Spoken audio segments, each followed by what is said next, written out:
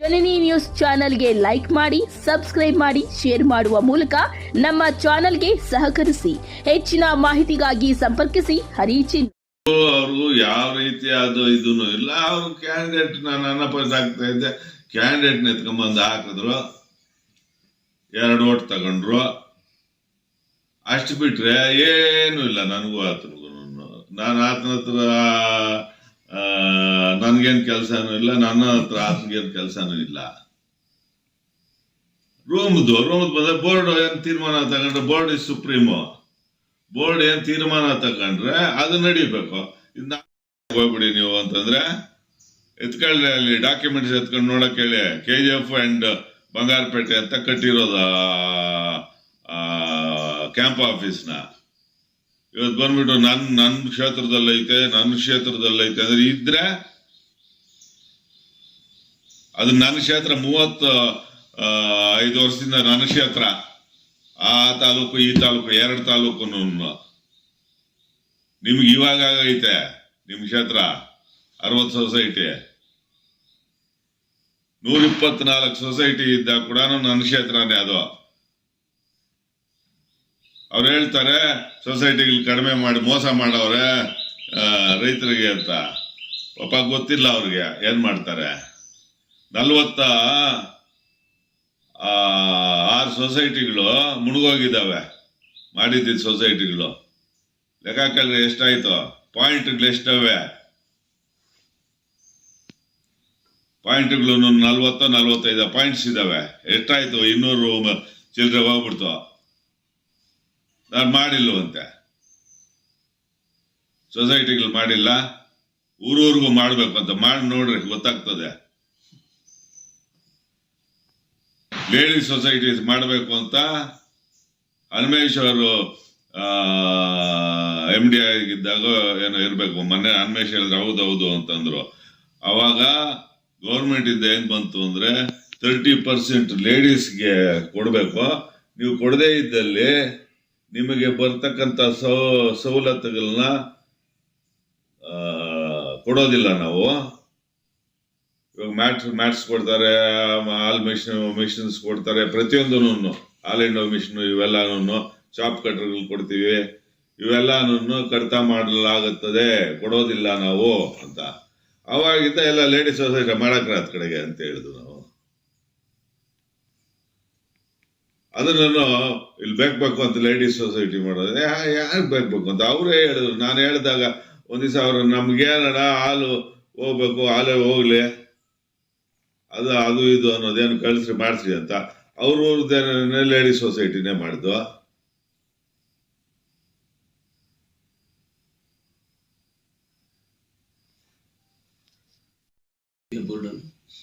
ಅವ್ರು ಹೇಳಿದ್ರು KGF ಮಾಡ್ಕೊಳ್ರಿ ನೀವು ಅಂತ. ಮಾಡ್ಕೊಳ್ಳೋರ್ಗು ಇಲ್ಲೇ ಇರ್ತೀವಿ ನಾವು. ಇಲ್ಲಿ ನಿಮ್ದು 60 ಸೊಸೈಟಿ ಇದೆ, ನಂದು ಬಂಗಾರಪೇಟೆ ಕ್ಷೇತ್ರದ 27 ಸೊಸೈಟಿ ನನಗೆ ಬರ್ತದೆ. ಆಲ್ಮೋಸ್ಟ್ ಅರ್ಧ. ಕಾಮಸಮುದ್ರ ಹೋಬಳಿ, ಗುಲ್ಲಹಳ್ಳಿ ಪಂಚಾಯಿತಿ ಇಷ್ಟು ಬರ್ತವೆ. 27 ಬರ್ತವೆ ಅಲ್ಲಿ. ಇವ್ರಿಗೆ 60 ಬರ್ತದೆ. ನಿಮ್ ಕೊಠಡಿ ಮೇಲೆ ಅದೇನು ಅವ್ರನ್ನೇ ಕೇಳ್ಬೇಕು. ಅವ್ರದ್ದು ಹೊಸ ರೂಲ್ಸ್. ಅವ್ರದ್ದು ನಾವು ಸಪರೇಟ್ ಕೊಠಡಿ ಕೊಟ್ಟಿದ್ದೀರಾ? ಮಾಡ್ಕೋಬಹುದು ಅಂತೇಳಿ ರಿಸರ್ವೇಶನ್ ಆಗಿದೆಯಾ? ಆಗಿದೆ. ಇವ್ರು ಓದ್ನಲ್ಲ ಆಗ್ಲೇ ನಾನು ತಮ್ಗೆ ಅಲ್ಲಾಗಿದೆ. ಅದನ್ನ ಹಿಂದೆ ನಮ್ಮ ಒಕ್ಕೂಟದ ಸಭೆಯಲ್ಲಿ ಬಂಗಾರಪೇಟೆಯ ಡೈರೆಕ್ಟರ್ ಆದಂಥ ನಾರಾಯಣ ಸ್ವಾಮಿರವರು ಒಂದು ಪ್ರಸ್ತಾವನೆ ತಂದು ಈ ಥರ ಜನರಲ್ ಬಾಡಿಗೆ ಫಿಕ್ಸ್ ಮಾಡೋಕ್ಕೆ ಡೇಟ್ ಫಿಕ್ಸ್ ಮಾಡಿದ್ರು. ಫಿಕ್ಸ್ ಮಾಡೋದಕ್ಕೆ ತುರ್ತು ಸಭೆಗಳನ್ನೆಲ್ಲ ಮಾಡಿ ಅದರಲ್ಲಿ ಜನರಲ್ ಬಾಡಿಗೆ ಬರೋ ಸಬ್ಜೆಕ್ಟ್ಗಳೆಲ್ಲ ಇಡಬಾರ್ದು ಅಂತಕ್ಕಂಥ ವಿಚಾರಗಳನ್ನ ಎತ್ತಿದ್ರು. ಅಲ್ಲಿ ಇದ್ದವರೆಲ್ಲಾನು KMF ಡೈರೆಕ್ಟ್ರು, ಆಮೇಲೆ ರಿಜಿಸ್ಟ್ರಾರು ಎಲ್ಲರೂ ಅಲ್ಲಿ ಇಲ್ಲ ಅದನ್ನು ತರಬೇಕಾಗಿ ಬರ್ತದೆ. ಯಾಕಂದರೆ ಹಿಂದಿನ ವರ್ಷ ಏನೇನು ನಡೆದಿದೆ ಅದನ್ನು ಜನರಲ್ ಬಾಡಿನಲ್ಲಿಟ್ಟು ಮಾಡ್ತಕ್ಕಂಥ ಒಂದು ವ್ಯವಸ್ಥೆ. ಅದು ಇವತ್ತಿನ ಎಲ್ಲ ನಾನು ಅಲ್ಲಿ 35 ವರ್ಷದಿಂದ ಇದ್ದೀನಿ. ಪ್ರತಿಯೊಂದು ಜನರಲ್ ಬಾಡಿಯಲ್ಲೂ ಅದು ಮಾಡ್ಕೊಂಡು ಮಾಡಲೇಬೇಕಾಗಿರ್ತಕ್ಕಂಥ ಒಂದು ಇದು. ಅದನ್ನು ಇವರು ಬಂಗಾರಪೇಟೆ ಡೈರೆಕ್ಟರ್ ಅವರು ಇಡಬಾರ್ದು ಅದನ್ನೆಲ್ಲ ಅಂತ ಹೇಳ್ಬಿಟ್ಟು ಒಂದು ರೈಟಿಂಗ್ನಲ್ಲೂ ಕೊಟ್ಬಿಟ್ಟು ಹೋದ್ರು ಅವರು ಅಂತ ಇಟ್ಕೊಳ್ಳಿ. ಇದೆಲ್ಲ ಸರಿಯಲ್ಲ. ಈ ಒಕ್ಕೂಟಕ್ಕೆ ಇವತ್ತು ನಾವು 1.25 ಕೋಟಿ ಬರೋತು ಏನು ಎಲೆಕ್ಟ್ರಿಸಿಟಿ ಬಿಲ್ಲು ನಮಗೆ. ಇವತ್ತಿನ ದಿವಸ ನಾವು ಆ ಸೋಲಾರ್ ಇದು ಮಾಡಿರೋದ್ರಿಂದ ಇನ್ನು 3/4 ಭಾಗನೇ ಆಗಿರೋದು. ಇನ್ನೊಂದು 1/4 ಭಾಗ ಮಾಡಬೇಕಾಗಿದೆ. ಆ 3/4 ಭಾಗದಲ್ಲೇ ಮಾಡಿರೋದ್ರಲ್ಲೇ ಮೊನ್ನೆ ಕರೆಂಟ್ ಬಿಲ್ಲು 0 ಬಂದಿದೆ ಒಂದು ತಿಂಗಳದು. ಇನ್ನು ಈ 1/4 ಭಾಗ ಯಾವುದು ಉಳಿದಿದೆ ಅದನ್ನು ಮುಗಿಸ್ಕೊಂಡ್ಬಿಟ್ಟಾಗ ನಾವು ಎಲ್ಲ ರೈತರಿಗೆ, ಎಲ್ಲ BMCಗಳಿಗೆ ಮತ್ತು ಸೊಸೈಟಿಗಳಿಗೆ ಅವ್ರಿಗೆ ಬರ್ತಕ್ಕಂಥ ಕರೆಂಟ್ ಬಿಲ್ಲು ನಾವೇನು ಗ್ರಿಡ್ ಕೊಡ್ತೀವೋ ನಮಗೆ ದುಡ್ಡು ಬೇಕಾಗಿಲ್ಲ, ಅದು ನಮ್ಮ ರೈತರಿಗೆ ಕೊಟ್ಬಿಡೋಣ. ಪ್ರತಿ BMCಗಳಿಗೆ ನಂತರ ಸೊಸೈಟಿಗಳಿಗೆ ಬರ್ತಕ್ಕಂಥ ಬಿಲ್ಗಳೆಲ್ಲನೂ ಅವರು ಉಚಿತ ಆಗ್ತದೆ ಅಂತ ಅನ್ನೋಂಥ ಒಂದು ವ್ಯವಸ್ಥೆ ಇಟ್ಕೊಂಡಿದ್ದೀವಿ. ಇವಾಗ ಹೋದ ತಿಂಗಳು ಸ್ಟಾರ್ಟಿಂಗಲ್ಲೇ 70 ಲಕ್ಷ ಉಳಿದಿದೆ ತಿಂಗಳಿಗೆ 1,20,20,00,000 ಬರ್ತದೆ ನಮಗೆ ಬಿಲ್ಲು. ಅದನ್ನ ಇವತ್ತಿನ ದಿವಸ ಅದು ಅಷ್ಟು ಉಳಿತಾಯ ಆಗುತ್ತೆ. 1,20,00,000 ಅಷ್ಟು ಉಳಿತಾಯ ಆಗೋ ಒಂದು ಸೋಲಾರ್ ಸಿಸ್ಟಮ್ನ ರೈತರಿಗೆ BMCಗಳಿಗೆ ಕೊಟ್ಟಾಗ ಎಲ್ಲ ಹಳ್ಳಿಗಳಿಗೂ ಅದರಿಂದ ರೈತರಿಗೆ ಉಪಯೋಗ ಆಗ್ತದೆ. ರೇಟ್ಗಳು ನಾವು ಮುಂದಕ್ಕೆ ಹಾಲಿನ ರೇಟನ್ನು ಹೆಚ್ಚಿಸ್ಬೋದು. ಇಂಥ ಒಂದು ಇದನ್ನು ಮಾಡ್ತಾ ಇದ್ರೆ ಅದು ಸರಿ ಇಲ್ಲ ಅಂತ ಹೇಳ್ತಾರೆ ಅವರು. ಅದನ್ನು ಜಮೀನು ಕೊಟ್ಟಿರೋದೇ ತಪ್ಪು ಇವೆಲ್ಲಾನು ಮಾತಾಡ್ತಾರೆ. ಅವೆಲ್ಲ ತಪ್ಪಾಗಿದ್ದರೆ ಗೌರ್ಮೆಂಟೇ ಅದಕ್ಕೆ ತಡೆ ಆಗ್ತಾ ಇದ್ರು. ಗೌರ್ಮೆಂಟೇ ಸ್ಯಾಂಕ್ಷನ್ ಮಾಡಿದೆ, ಎಲ್ಲಾನು ನಡ್ಕೊಂಡು ಹೋಗ್ತಾ ಇದೆ. ಇದು ಸೂಕ್ತವಾಗಿ ಕಾಣಿಸೋದಿಲ್ಲ. ಮತ್ತೆ ಬೋರ್ಡಲ್ಲಿ ಇವಾಗ ಇದು ಬಂಗಾರಪೇಟೆ ಕ್ಯಾಂಪ್ ಆಫೀಸ್ ಇದೆಯಲ್ಲ, ಕ್ಯಾಂಪ್ ಆಫೀಸ್ ಕಟ್ಟಿದ್ದು 2 ತಾಲೂಕಿಗೆ ಅಂತ, ಅದು KGF ಮತ್ತು ಬಂಗಾರಪೇಟೆ ಅಂತ. ಇವರು ಹೇಳ್ತಾರೆ, ಬಂಗಾರಪೇಟೆ ಡೈರೆಕ್ಟ್ರು ನಾರಾಯಣಸ್ವಾಮಿರವರು, ಇಲ್ಲ ಇದು ನಮ್ಮ ಇದರಲ್ಲಿರೋದು ಬಂಗಾರಪೇಟೆನಲ್ಲಿರೋದು, ಇದು ಬಂಗಾರಪೇಟೆಗೆ ಬಂದೆ, ನೀವು KGF ಕಟ್ಕೊಳ್ರಿ ಅಂತಾರೆ. ಬುಕ್ಸ್ ತೆಗಿಸ್ದೆ ನಾನು. ಬುಕ್ಸ್ ತೆಗಿಸಿದಾಗ KGF ಮತ್ತು ಬಂಗಾರಪೇಟೆಗೆ ಸೇರ್ತಕ್ಕಂಥ ಒಂದು ಇದಕ್ಕೆ ಈ ಹಣನ ಇಷ್ಟು ಕ್ಯಾಂಪ್ ಆಫೀಸ್ ಕೊಡ್ತಾ ಇದ್ದೀವಿ ಅಂತ ಕ್ಲಿಯರ್ ಆಗಿದೆ. ರೆಸಲ್ಯೂಷನ್ ಆಗಿದೆ ಬೋರ್ಡಲ್ಲಿ ರೆಸಲ್ಯೂಷನ್ ಆಗಿದೆ. ಕೊಡಕ್ಕೆ ಬರೋದು ಇಲ್ಲ, ಅದು ಕೊಟ್ಟಿದ್ದಾರೆ ಡಿಲಿಮಿಟೇಷನ್ ಆಗಕ್ಕೆ ಮುಂಚೆ. ಆದರೆ ನಾನು 1.5 ವರ್ಷ 2 ವರ್ಷದಿಂದ ಅಲ್ಲಿ ಆ ಆಫೀಸ್ ಯೂಸ್ ಮಾಡ್ತಾ ಇದ್ದೀನಿ. ನನ್ನ ರೂಮು ಇದೆ, ಚೇಂಬರ್ ಇದೆ, ಎಲ್ರಿಗೂ ಒಂದೊಂದು ಚೇಂಬರ್ ಮಾಡಿಕೊಟ್ಟಿದ್ದೀವಿ. ಅಧ್ಯಕ್ಷರುಗಳಿಗೆ ಬಂದಾಗ ಅಲ್ಲಿ ಚೇಂಬರ್ ಮಾಡಿದ್ದೀನಿ, ಸೆಕ್ರೆಟರಿಗಳು ಬಂದಾಗ ಅವ್ರಿಗೊಂದು ಚೇಂಬರ್ ಮಾಡಿದ್ದೀವಿ, ಮತ್ತು EOಗಳಿಗೆಲ್ಲ ಒಂದು ದೊಡ್ಡದಾಗಿ ಚೇಂಬರ್ ಮಾಡಿದ್ದೀವಿ, ಡೆಪ್ಟಿ ಮ್ಯಾನೇಜರ್ ಒಂದು ಚೇಂಬರ್ ಮಾಡಿದ್ದೀವಿ, ಡೈರೆಕ್ಟ್ರು ಒಂದು ಚೇಂಬರ್ ಮಾಡಿದ್ದೀವಿ. ಚೇಂಬರ್ಗಳು ಬಹುಶಃ ಒಂದು 8-10 ಇದ್ದಾವೆ ಎಲ್ಲ ಸೇರ್ಕೊಂಡ್ರೆ.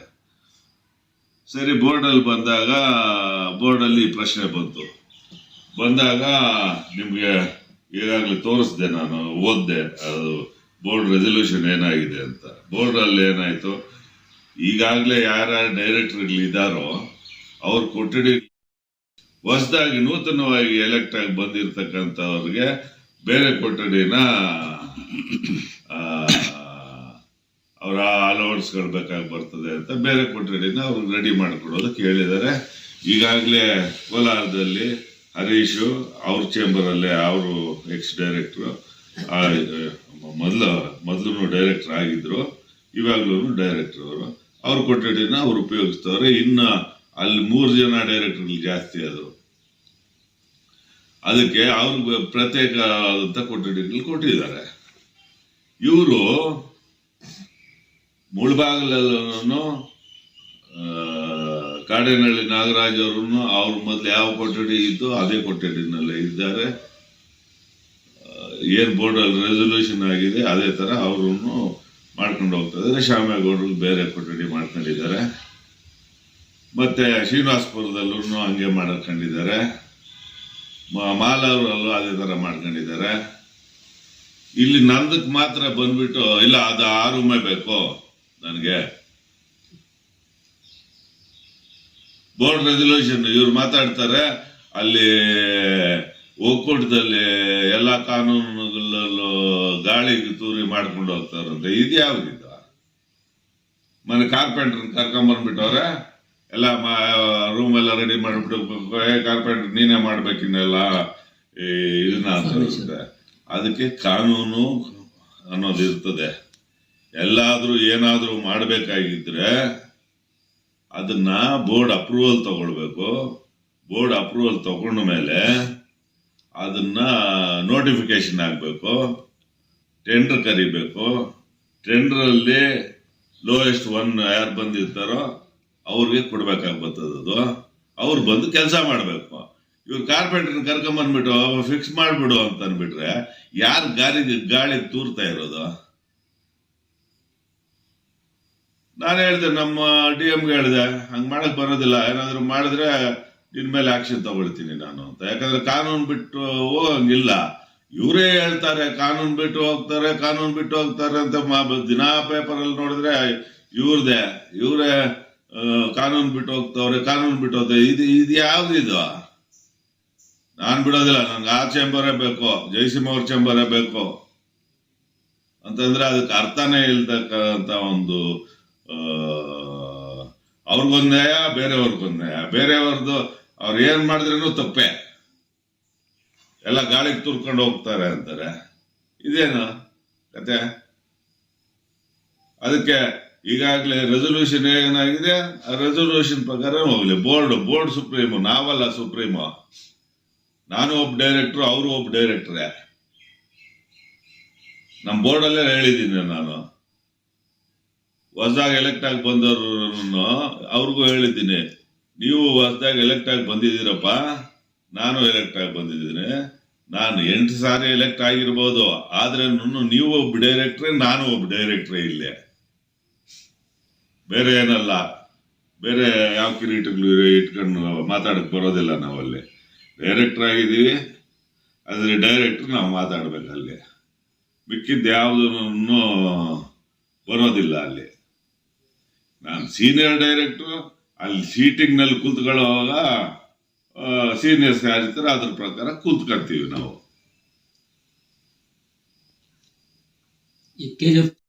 ಮಾಡ್ಕೊಬೇಕು ಅಂತ ಬಂದಾಗ ಅನ್ನೋದು ಅದಕ್ಕೆ ಕಾನೂನು ಕಟ್ಲೆ ಅನ್ನೋದು ಇರ್ತದೆ. ಬೋರ್ಡ್ ಕಳಿಸ್ಬೇಕು, ಅದನ್ನ ನಮ್ಮ DM ಇಲ್ಲಿಂದ ಸ್ಟಾರ್ಟ್ ಮಾಡ್ಬೇಕು ಕೆಲಸ ಇದು ಅಂತ. ಅವರು ಎಷ್ಟು ಅಂತ ಇಂಜಿನಿಯರ್ ಕಳಿಸ್ತಾರೆ. Engineer estimate ಮಾಡ್ಕೊಂತಾನೆ. ರೂಮ್ಗಳೆಲ್ಲ ಅವೇ, ಕುರ್ಚಿ ಹಾಕೊಬೇಕು, ಒಂದು ಸ್ಕ್ರೀನ್ಗಳು ಪಾಡು ಹಾಕೊಬೇಕು ಅಷ್ಟೇ, ಇನ್ನೇನಿಲ್ಲ ಅಲ್ಲಿ ಹಾಕೊಬೇಕಾಗಿರೋದು. ನಾನು ಯಾಕೆ ಅಬ್ಜೆಕ್ಷನ್ ಮಾಡ್ಲಿ? ಅವರು ಒಬ್ಬ ಡೈರೆಕ್ಟ್ರು, ನಾನು ಒಬ್ಬ ಡೈರೆಕ್ಟ್ರು. ನಾನು ಹಳೆ ಮುಂಚೆನಿಂದ ಅಲ್ಲಿ ಕುತ್ಕೊಂತ ಇದ್ದೀನಿ. ಹೊಸದಾಗಿ ಬಂದ್ಬಿಟ್ರೆ ನೀನ್ ಎದ್ದೋಗಿ ರೂಮಿಂದ ಅಂತ ನನ್ಗೆ ಹೇಳೋದ?